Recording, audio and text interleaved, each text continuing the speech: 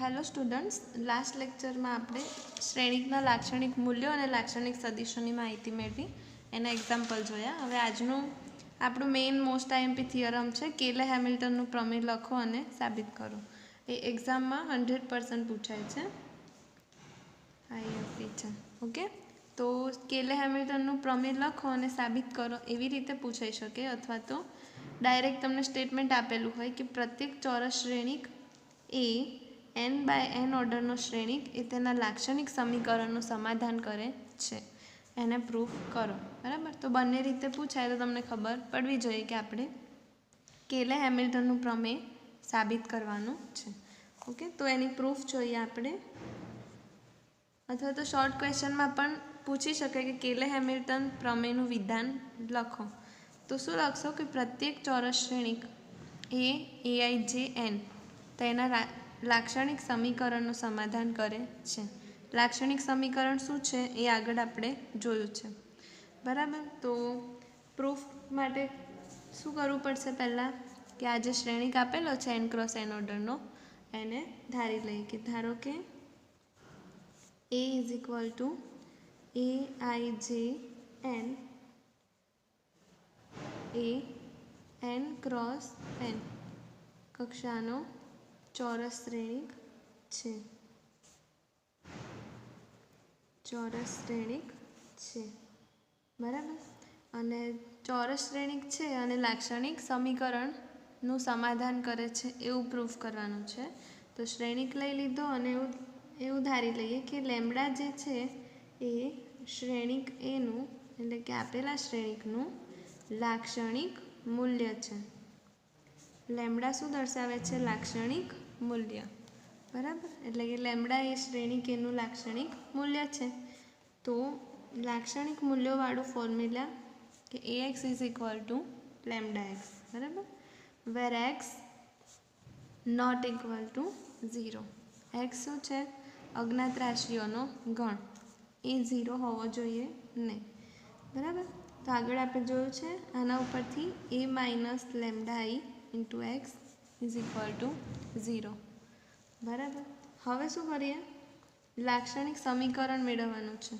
તો એના માટે શું કરવું પડશે? Determinant of a minus lambda I, any value જોઈશે. લાક્ષણિક સમીકરણ માટે આપણે આવું ફાઇન્ડ કરતા હતા. ડિટર્મિનન્ટ લખો અથવા તો મોડ કરો, બંને વસ્તુ કેવી છે? Same. Mod a minus lambda I is equal to 0. Determinant of a minus lambda આઈની વેલ્યુ મૂકીએ. શ્રેણિક છે n ક્રોસ n ઓર્ડરનો, એના માટે ડિટર્મિનન્ટ કઈ રીતે બનશે? a11 minus lambda a12 up to a1n. a11 minus lambda a12 up to a1n. Second a21 a22 minus lambda a2n up to n cross n ઓર્ડરનો મેટ્રિક્સ છે, એટલે કે nમી હાર a1 an1 an2 up to ann minus lambda. આ step ક્યાંથી લખ્યું? તો સમજવા માટે હું તમને કહી દઉં કે આપણું મેટ્રિક્સ એ n ક્રોસ n ઓર્ડરનો છે. બરાબર, એટલે કે એમાં n હાર હશે અને n સ્તંભ હશે.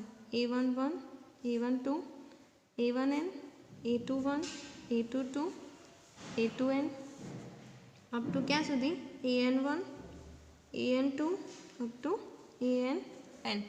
બરાબર, અને determinant of a minus lambda એટલે કે લાક્ષણિક મૂલ્ય મેળવવાના દાખલામાં આપણે જોયું હતું કે a માઇનસ લેમ્બડા એ કરીએ તો શું કરતા હતા આપણે? કે જે ડાયાગોનલમાં એલિમેન્ટ છે એમાંથી માઇનસ લેમ્બડાની વેલ્યુ બાદ કરવાની છે. એટલે હવે આ મેટ્રિક્સમાં ડાયાગોનલ ફોર્મેટ આ છે, તો ડાયરેક્ટ લખી દીધું કે a11 minus lambda a22 minus lambda અને ann માઇનસ લેમ્બડા. બરાબર, તો આના પરથી આપણે આ સ્ટેપ લખ્યું છે. Okay, determinant of a minus લેમ્બડાની વાત કરી. હવે શું કરીએ? તમને યાદ હોય તો કે આપણું જે લાક્ષણિક મૂલ્યો મેળવે એમાં 3 ક્રોસ 3નો શ્રેણિક હોય, આ 3 ક્રોસ 3નો શ્રેણિક હોય તો આપણને કઈ ટાઈપનું લાક્ષણિક સમીકરણ મળતું હતું? Lambda cube plus 3 lambda square plus 2 lambda plus 1. આ ટાઈપનું સમીકરણ મળતું હતું. એટલે આને આ રીતે 3x3 છે તો મેક્સિમમ 3 ઘાતવાળું સમીકરણ મળતું હતું. તો હવે આપણે અહીંયા n×nનું ઓર્ડરનું મેટ્રિક્સ છે તો આપણને શું મળશે, કેવું સમીકરણ મળશે? આ સમજ પૂરતું છે, થિયરમની પ્રૂફમાં નથી લખવાનું. ઓકે, તો આના પરથી લાક્ષણિક સમીકરણ કેવું મળશે આપણને? તો આવું મળશે a0 plus a1 lambda plus a2 lambda square plus up to an lambda raise to n. બરાબર. 3x3માં આ constant term a0 plus a1 lambda plus a2 lambda square plus a3 lambda cube. a0, a1, a2 અને a3 સહગુણકો છે x lambda lambda square lambda ક્યુબના. એવી રીતે n×n ઓર્ડરના મેટ્રિક્સ માટે આપણને આવું લાક્ષણિક સમીકરણ મળશે an lambda raise to n સુધી, જ્યાં an નોટ ઇક્વલ ટુ 0 છે અને a1, a2 up to an-1 એ શેમાંથી હશે? બિલોંગ્સ ટુ આરમાંથી, એટલે કે એક કોફિશિયન્ટ છે એનો. બરાબર. હવે આપણે ધારવાનું છે કે ધારો કે એક પોલિનોમિયલ એટલે કે બહુપદી ધારી લઈએ f of lambda is equal to a0 plus a1 lambda. આ જે લાક્ષણિક સમીકરણ મળ્યું એને f ઓફ લેમ્ડા ધારી લેવાના છે. a0, a1 lambda, a2 lambda square up to an lambda raise to n. ધારી લીધા f ઓફ લેમ્ડા. ઓકે, હવે આપણે એવું લખી શકીએ, આ કોની વેલ્યુ છે? Determinant of a minus lambda આઈની. તો આના પરથી આપણે એવું લખી શકીએ કે therefore determinant of a minus lambda I is equal to f of lambda, કારણ કે બંનેની વેલ્યુ સરખી છે. ઓકે, નેક્સ્ટ શું કરવાનું છે આપણે? ધારો કે લાક્ષણિક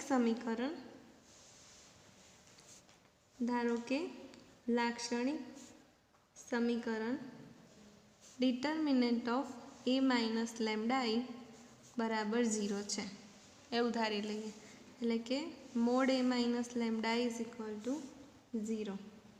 બરાબર. Determinant of a minus lambda I 0 થાય તો f ઓફ લેમ્ડા પણ શું થશે? 0, કારણ કે બંને સેમ છે. બરાબર. હવે શું પ્રૂફ કરવાનું છે? f of a is equal to 0. To prove આપણે થિયરમમાં પ્રૂફ કરવાનું છે કે f of a is equal to 0. f of lambda શું હતા? આ polynomial a0 plus a1 lambda plus up to an lambda raise to n. f of lambda બરાબર 0 થયા. એના પરથી આપણે f ઓફ a બરાબર 0 સાબિત કરવાના છે. એટલે કે લેમ્ડાની અંદર લેમ્ડાવાળા ટર્મ આવશે અને એની અંદર શું આવશે? a0, a1a up to an a raise to n. Okay, લેમ્ડાની જગ્યાએ એ મૂકીએ પોલિનોમિયલમાં તો પણ સમીકરણનું સમાધાન થવું જોઈએ. ઓકે, હવે f ઓફ a બરાબર 0 પ્રૂફ કરવા માટે શું કરવું પડશે? કે ધારી લઈએ, ધારો કે b આપણને એક એવો શ્રેણિક મળે છે adjoint of a minus lambda I. આ જે મેટ્રિક્સ છે a માઇનસ લેમ્ડા આઈ એનો એડજોઇન્ટ લઈએ અને એક શ્રેણિક મળશે તો એ શ્રેણિકને શું નામ આપીએ? b is equal to adjoint of a minus lambda I. આના પરથી શું લખી શકાય કે શ્રેણિક bના બધા જ ઘટકો એ n-1 અથવા તેના કરતાં ઓછી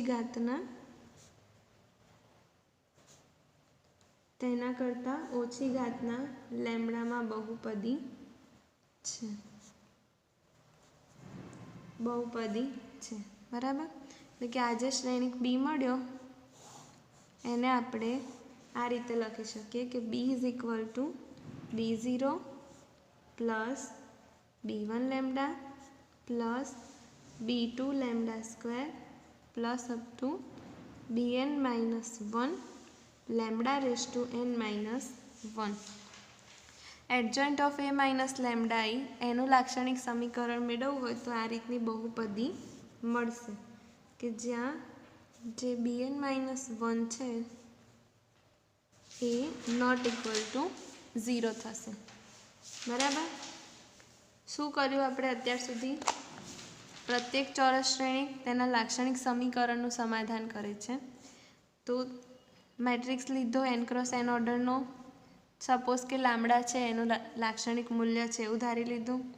લાક્ષણિક મૂલ્ય છે એટલે કે એનો સ્ટેપ ax બરાબર લેમ્ડા એક્સ. લાક્ષણિક મૂલ્ય છે તો આ સેટિસ્ફાય થશે એ આગળ જોયું છે. જ્યાં એક્સ છે એ નોટ ઇક્વલ ટુ 0 હોવો જોઈએ. બરાબર. એના પરથી a minus lambda into x બરાબર 0. હવે શું કરીએ? લાક્ષણિક સમીકરણ મેળવવું છે તો determinant of a minus lambda. Determinant of a minus lambda એટલે કે જે ડાયાગોનલ એલિમેન્ટ છે એમાંથી લાક્ષણિક મૂલ્ય બાદ કરો એટલે કે માઇનસ લેમ્ડા બાદ કરો તો આપણને આ ટાઈપનું લાક્ષણિક સમીકરણ મળશે બહુપદીના ફોર્મેટમાં. a0 a1 લેમ્ડા જ્યાં a નોટ ઇક્વલ ટુ 0 હશે. બરાબર. હવે આ જે બહુપદી મળી એને એફ ઓફ લેમ્ડાના બરાબર ધારી લીધા. હવે એફ ઓફ લેમ્ડા બરાબર determinant of A minus lambda જ થયા. ઓકે. હવે લાક્ષણિક સમીકરણ જે છે એને બરાબર 0 ધારી લઈએ કે ઇઝ ઇક્વલ ટુ 0 છે. તો એફ ઓફ લેમ્ડા પણ 0 થશે. ઓકે. અને જે આપણો મેટ્રિક્સ છે એને લેમ્ડાની જગ્યાએ મૂકીએ બહુપદીમાં તો પણ સમીકરણનું સમાધાન થાય છે એવું પ્રૂફ કરવાનું છે. ઓકે.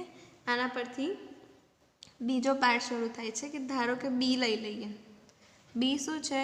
એવો મેટ્રિક્સ છે કે adjoint of A minus lambda એ.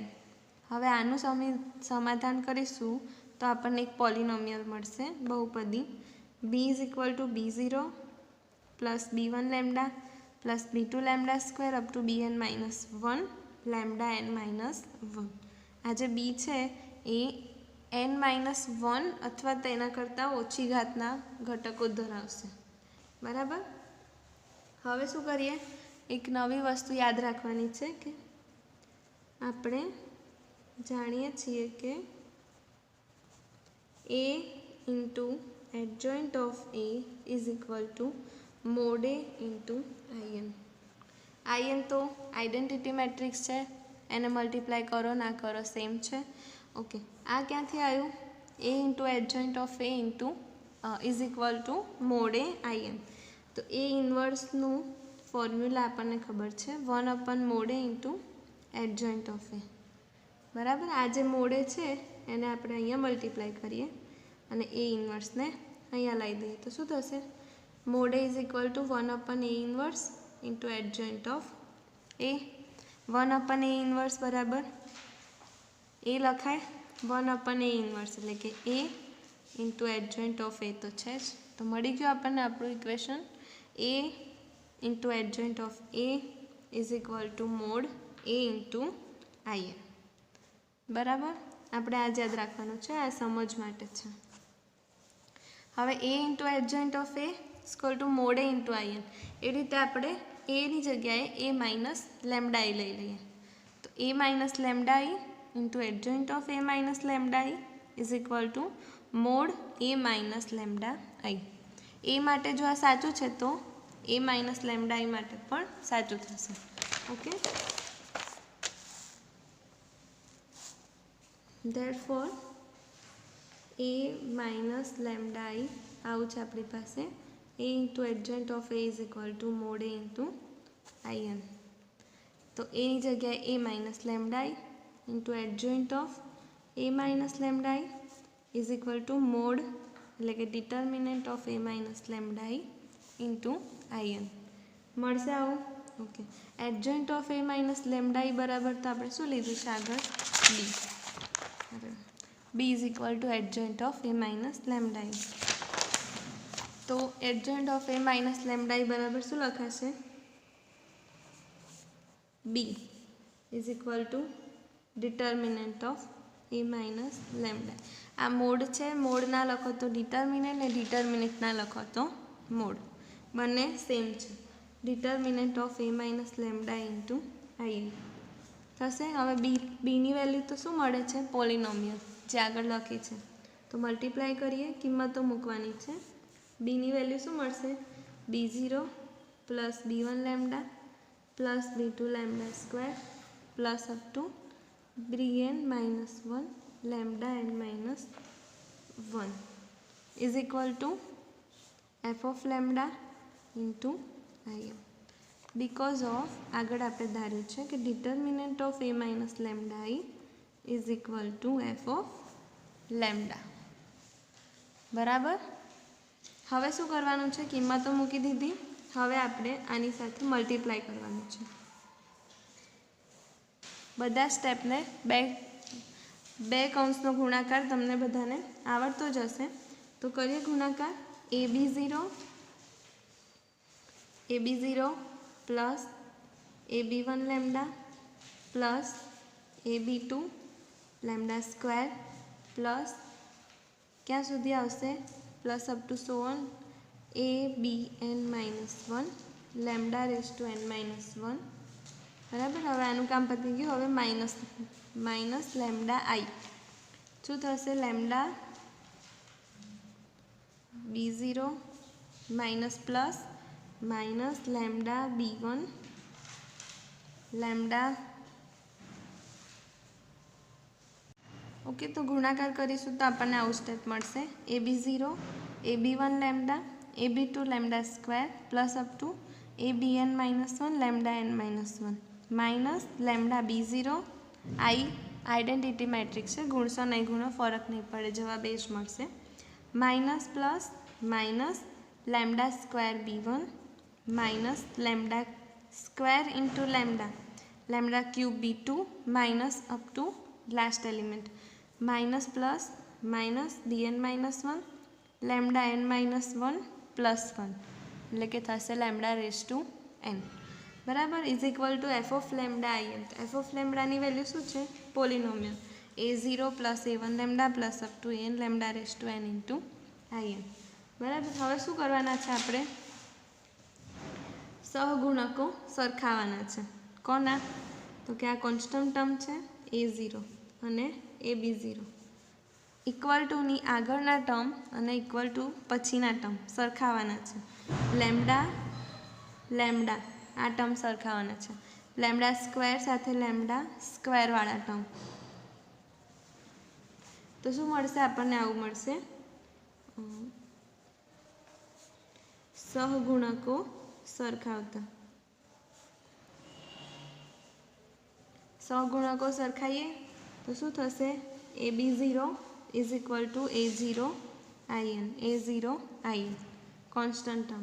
हवे लेमडा वाळा term AB1 minus B0 in AB1 lambda वाळुं स्टेप अहींया पण छे minus B0 in is equal to A1 in आ कॉन्स्टंट टर्म है। आ लेमडा वाला टर्म। हवे लेमडा स्क्वेर वाला टर्म तो AB2 minus B1 in is equal to A2 in। बराबर। Plus up to so on last term सरखाओ ABn minus Bn minus 1 in is equal to an in। अहींया जुओ AB1 B0 B1 B0 B2 B1 तो अहींया n है तो अहींया एक ओछो n minus 1 A1 A2 up to an as it is रहेशे। बराबर।